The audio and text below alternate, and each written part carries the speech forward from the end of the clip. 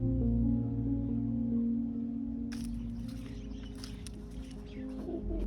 dunyoda hamma o'z aravasini o'zi tortishga harakat qiladi. Lekin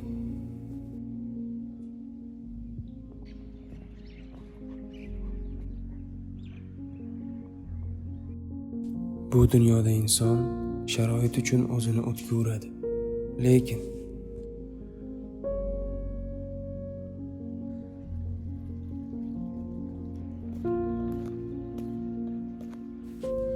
bu dunyoda boylik uchun inson hech qaysi mehnatdan qochmaydi.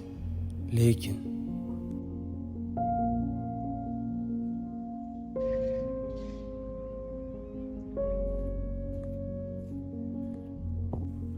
rizqi uchun talashadi, tortishadi. Butun e'tibori shunda bo'ladi. Lekin